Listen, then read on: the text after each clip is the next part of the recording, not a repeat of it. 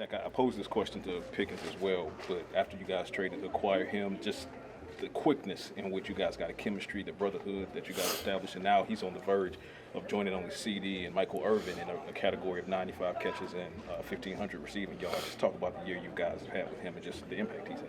Yeah, he's had a huge impact. I mean, go back and right to when we made the trade. That was a position and a place that we know we need to help in, right? We had a guy like CeeDee. We've got a guy like CeeDee who, over the past couple of years, everybody knew that the ball was going to CeeDee, and we're trying to get it there. And so just trying to get help for him, we landed George. And I don't think anybody could imagine the amount of help that he's been and how great of a player that he's just stepped in and been from day one. You asking how did the chemistry form, the type of player that he is. And when he gets out there on the field, he wants to win every route. He's competitive, and he's a student of the game. He loves football. He loves football. I remember one of our first conversations was talking about my time at Mississippi State, him naming teammates, and just right then, he knows the history and he appreciates the game. And it's been a fun year. And as I've stated before, the importance would be making sure that we can keep him long term and doing whatever's necessary there.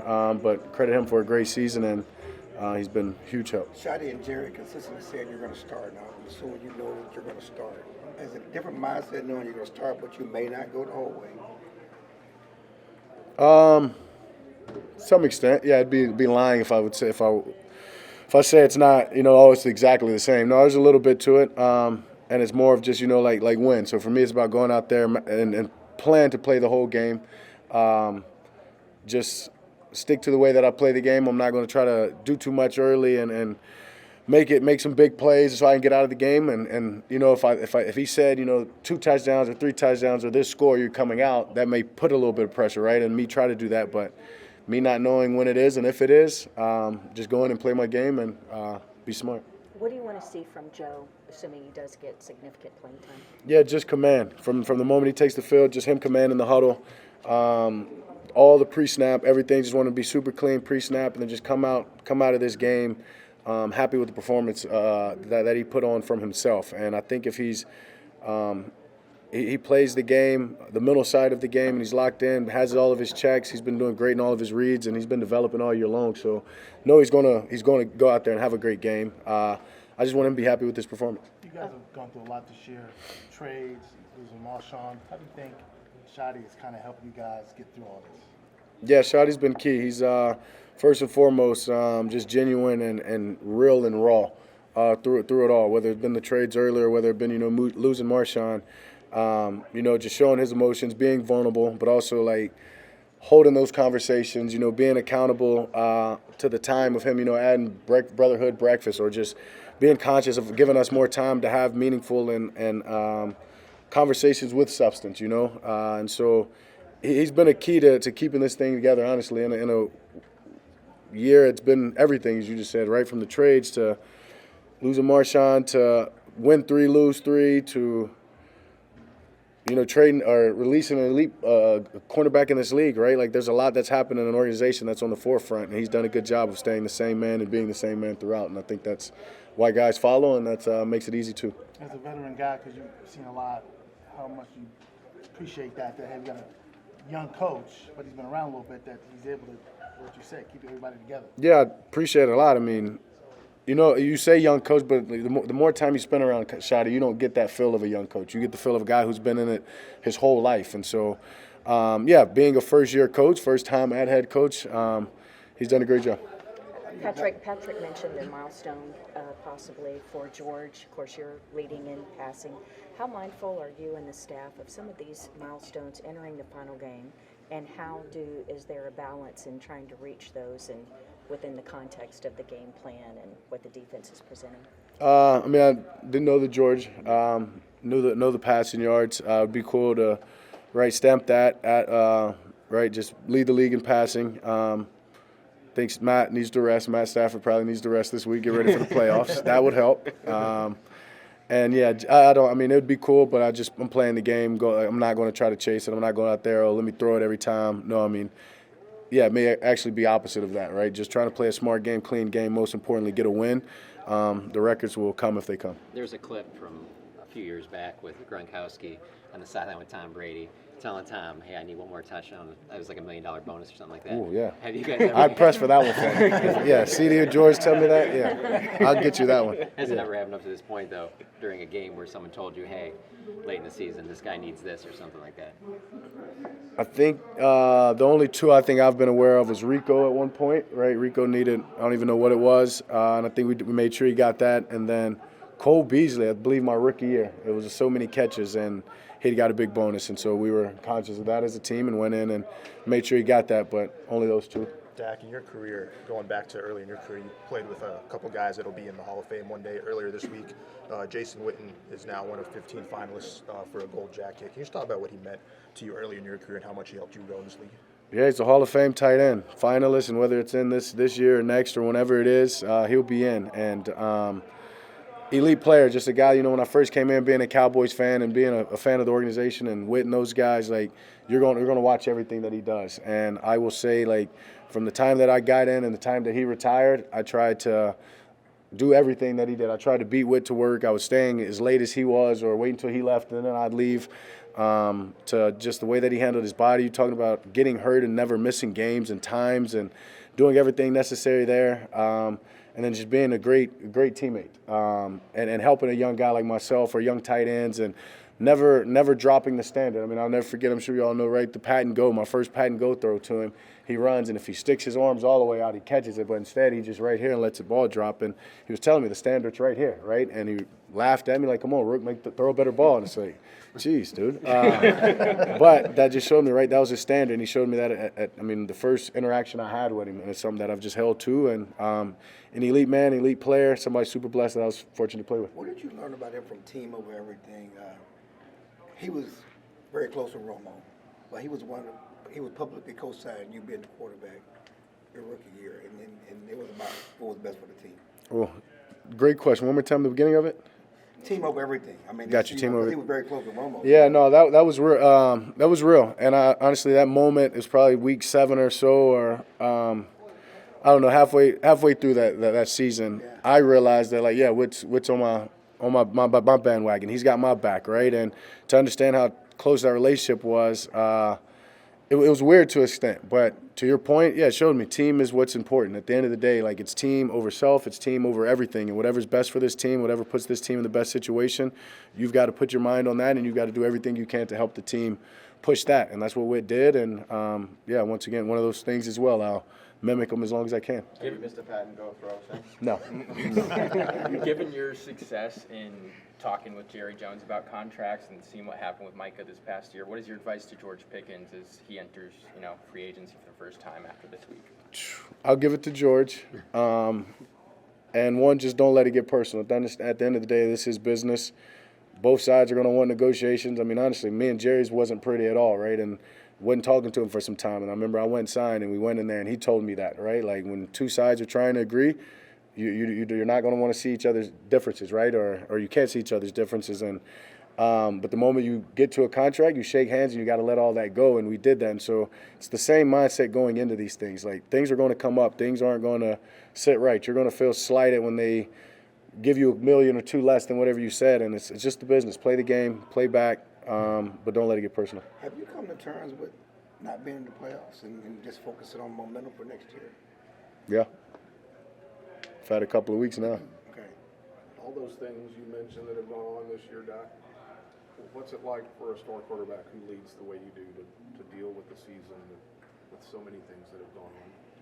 It's frustrating, tough at times, definitely was. Whether it being early, obviously the toughest time was losing Marshawn and wanting to, speak up but not have the words. And, me, I always ask for help, right? Losing a brother, like, but I'm not the doctorate. I don't have all the answers, right? And so in times like that, it was tough. And I knew what was best is for me to just have real conversations and be myself, and more than anything, show guys, like, how to move forward. And just right through the losses I've had, and including Marshawn, like, the only way I can do that is through action. And every day when I wake up is just trying to be an example. And so that was probably the most challenging. And then, being in a year where I can't say or probably one of the first times that my play hadn't directly, or I felt correlated to the record and/or making the playoffs, it's been tough. But it just goes back to, the wit, team over self, and it goes back to me just as a leader trying to figure out ways to influence other guys in the locker room, not just on offense but on defense, and influence everything from the way that they approach the game, the way that they treat life at home, and just letting them know how important all that is, and it goes hand in hand when you're trying to be the best player on the field. How much more down the road will you guys be in year 2 of Shoddy? That everybody knows what he wants, the expectations, all that, standards, all that.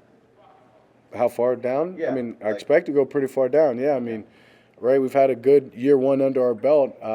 We know kind of what we want. We know what we want to do. We know how we want to attack. I'm pretty sure we can get into this offseason and figure out, well, these were our weaknesses. We need to get better here and create some more strengths there. But we should definitely be able to take a big jump, and that's one of the keys in talking about momentum and using these last couple of games for the offseason. And how about with Clayton Adams too? Like he's had a full year as being an OC, right? Like.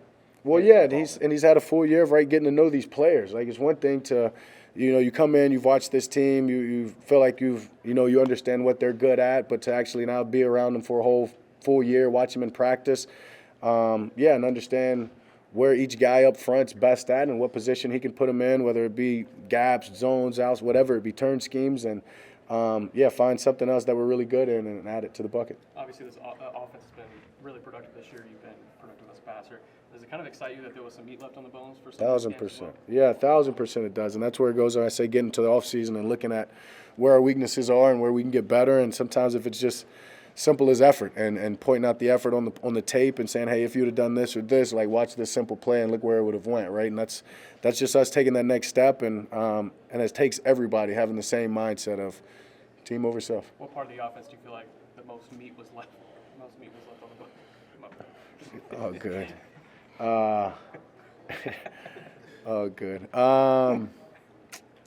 It's a good question. Probably just in quick game, and that comes from it comes from a lot of different maybe reasons. And I can't give that answer until I go back and watch the film this offseason and dial all those different areas you're talking about or different schemes up. But probably quick game. Second half scoring, last part of the year, has that been?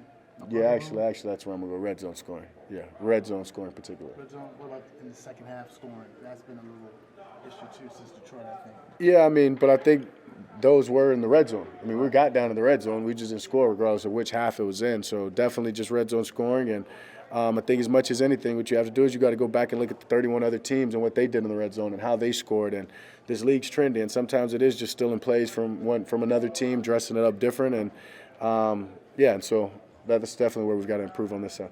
Clayton had an interesting thought today about one of the things he was looking forward to in the offseason is maybe a deep dive on having 2 elite receivers. Obviously at the previous offseason, you knew they were going to be there, but do you see that too now that you've all been together? 1,000%. Dive deeper into how 2 elite guys can sort of. Yeah, what I love about that is Clayton is the one that said that, and that's coming from the OC, the run game specialist coordinator, and his point is how can I use these 2 receivers to create runs away from them, or how can I set the defense up when we put them on the same side and we're running opposite, or how can I create more play actions with these guys, or maybe how can I use them in run solutions? Maybe it's RPOs and. We got to find a way. I won't necessarily say get those guys the ball more. They're definitely getting and making the most of it, but we've got to just use their abilities with the ball and without the ball to maximize our efforts. And I know if we do that, this will be a dangerous offense because those are special players. Thank you, guys. Thank you. George, going into Week 18, you're 3 receptions and 80 yards away from being only the 3rd receiver in Cowboys franchise history to hit 95 receptions at 1,500. The only other 2, CeeDee Lamb, Michael Irvin. Just talk about how important it is for you to have a season like you've had and to join that kind of company. It's super fun, definitely. I'd definitely say the season's super fun. It's still going on, like I say. That'll be an excellent company to be in with those 2. But like I said, we just going to finish it strong, try to finish it strong, get us a victory. Have you already started peaking around Week 18 toward free agency, or are you completely kind of being where your feet are right now? Kind of being where my feet is, just not knowing how. You see what I mean? I think the not knowing of how stuff is going to go, you kind of want to embrace definitely where you at. Jerry Jones was asked the other day about your contract and whether he'd want to talk to you directly or deal with David, and he said both. How prepared are you to talk contract and business with Jerry Jones? Super prepared. I definitely leave that type of stuff to like my agent just because I let them talk the deals and all that stuff. But definitely super prepared. Coming into the season, obviously it was a perception of who you are. Now we kind of know who you are. Yeah. Now as you move forward, are you like, see, I'm who I said I was? Kinda in a way, but most definitely not too much. I kind of stay myself because I always say, I kind of knew who I was from the beginning. How you It's think obvious- yeah, It's obviously the first time you're going to be a free agent. How do you approach the offseason? Like, do you get away from football for a little bit, or are you focus on the contract, or you work out? Like, what do you do when you don't know where your future is going to be? Yeah. necessarily? I definitely just say stay prepared for the future. I feel like that's the best thing you can do. So like you said, work out, kind of still do the same routine as far as be a complete football player, the sport I play. What is that routine that you had your first 2 years? Whatever? Get body treatment, definitely get body treatment, work out, tap into high speed, see how fast you can run, kind of like just reboot yourself for the new season. I know you've said before that you've done stuff in the offseason with CeeDee. Do you think that maybe you guys will do more this year? Oh, definitely, because definitely more in contact now, so most definitely.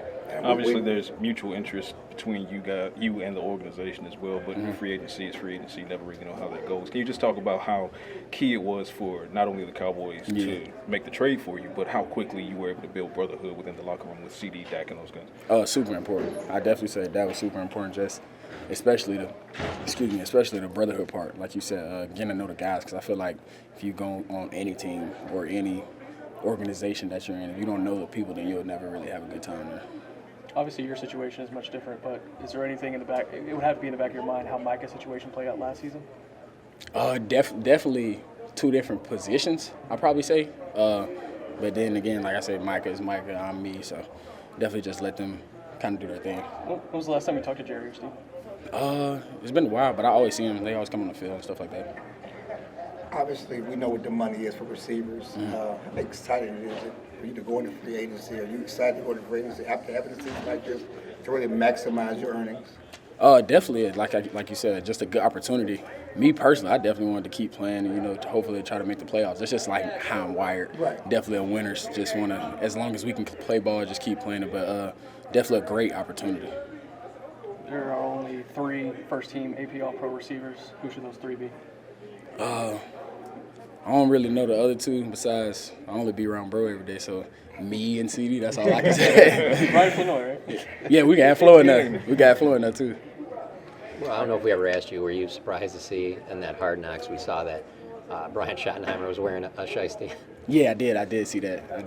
Does that surprise you at all? That was super funny to me. I was low-key expecting the questions that week, but that was super funny to me. Dak too, yeah. Did you expect to have that type of impact on the team when you came here? Yeah, definitely my personality as far as me as a person, but them translating and carrying over to the field, I definitely wasn't expecting that. What have you learned about Shotty this year? Great guy. Definitely like an energized coach. Especially, like I said, I kind of said this earlier too, for him being his first year, his first time go around, I feel like he's doing great. Cool. Thanks, Steve. Thank you, George. Just first and foremost, let's talk about the importance of ending on a high note. And as an NFL player, do you believe in the theory that momentum can carry into the offseason? Yeah, I mean, I believe momentum is real. I will say it's going to be a long offseason, obviously, with a lot of different things going on. And, I mean, anxiety started to build towards the end of the offseason. You get anxious. You can't wait to get back out there, and et cetera, right? But I do feel like we go out here, we play in a dominant fashion. We can propel to next season. How happy are you for George Pickens? And he's only, I think, 3 catches and 80 yards in Week 18 from doing something that only you and Michael Irvin have done, 95 receptions and 1,500 yards. I think if there's anybody in this room, maybe the building or the world, that's happier, probably his family. You know what I'm saying? But, other than that, I already knew what it was. I'm happy for him. I knew the opportunity that he was going to have coming here immediately, the impact that he was going to make. And I'm just happy that it all came into fruition. He's able to make it throughout the season fully healthy. And can't wait to see him again next year. You said it's been a long off season. Is it more disappointing this year than last year? Or can you make that comparison? I don't really compare disappointments. Regardless, at the end of the day, we didn't do our job. That's how I look at it. You feel what I'm saying? I don't look at anything as a disappointment because I've learned. I've learned a lot. I learned a lot this season. I've overcame a lot this season. Had a lot of trials and tribulations. I mean, but not withdrawals, but like, mental things. So it was good. I came out overall. Again, I'm healthy now, healthier than I was at the beginning of the season. And I feel like me again. So I wouldn't consider this a disappointment, although we didn't fulfill our plans. How frustrating is it though to have the offense, number one offense in the league, and 4,000-yard pass, a 2,000-yard receiver, 1,000-yard rusher, to be so prolific and to be sitting at home? Part of it is upsetting, but then again, you realize it's a business. I mean, you can't do one without the other, right? So as for us, we got to get better. We got to get better. Maybe next year we'll have 2 1,500-yard receivers and a 5,000-yard passer and a 1,000-yard rusher. So just set the bar for ourselves. That's all we did. I feel like that's how we got to look at it. You got to look at it as the glass is half full and not half empty. We talk a lot about culture around here with Shotty. What's to say about the relationship you guys have with him, where in Vegas you and Pickens get disciplined in that game, he's hugging you both? I feel just our ability to be a professional. He held us to a high standard, and obviously discipline is necessary when acted out of pocket. So I feel like as for him, it was more so just proclaiming his dominance, establishing a culture here, and what he expects out of each and every one of us. And I feel like he was very clear with that this season, and we just got to finish out this game. How do you think you guys as a group handled everything from the trade with Micah, losing Marshawn, and then Diggs getting cut, and all these things that go on in the season? Yeah, it was a lot going on this season. I feel like we didn't. I mean, we handled it well as a team, and then we gelled together overall as brothers. But I feel like everybody had a point in time where they thought about it and was like, man, we lost 3 important factors of this team in a timely, and I mean all in one season. You know what I'm saying? And different situations, different scenarios, no matter how you look at it. But as for us, we just got to figure out a way to just continue to stay us, continue to build, continue to stay strong. We gotta stay on this road and go forward. But I mean, it's a little speed bump. Those are my guys though, all of them. CeeDee, when do you start working towards 2026? Do you take a couple weeks? Yeah. Like, Yeah, but I don't really think I'll really have anything off this season. I mean, this off season. Rather it's training, hand-eye coordination, walking in the sand, just little things, just continuing to keep my body warm. Well, not warm, but just moving and active, just continuing to let it just breathe as I'm doing active recovery. And then when I'm ready to run again and be myself, I'll be ready, more than ready. We know you take your reps with Dak, but Joe Milton could get some significant playing time Sunday. Yeah. If so, what's most important from a receiver standpoint and what you want to see from Joe? Just him being comfortable, man. Just him being Joe. Like, everything that got him here to this point, be that guy. And I feel like, obviously, everything that you've dreamt of coming into the league and when you're a kid and having that opportunity, like, things start moving fast. But Joe's a pro. He's learned a lot behind Dak. You could tell. Dak's a great mentor for him, and I feel like he's gonna have a lot of fun out there. He's a kid. He enjoys it. He was running around in practice, so it's gonna be exciting for him. You think your locker's next to his? Was it strange coming in and not seeing Trayvon this week? Yeah, absolutely. I went in his locker as soon as I got in here. I was like, damn, he's not here no more. It's kind of crazy, considering we came in together. That's my brother, man. He knows that. It's all love between me and him, and hope he go do it. You're the only one left in that draft class. I know this is I know. Trust me, I know. What are your thoughts about that? I don't know. It's crazy. Just seeing the Rolodex of players and different attitudes and ambitions between each player. And, everybody has different highs, different lows, but I feel like this is the nature of the business. Like, you have to adjust. Is whoever can adjust the most. I feel like that's who's going to be the most successful. And as for me, it's just making whoever comes in here, who's new, who hasn't been here, who hasn't just been around for the culture, and that's my job. I feel like to make them comfortable, make them feel like they're welcome, and just welcome them with open arms. But that's crazy. I'm the last of the draft.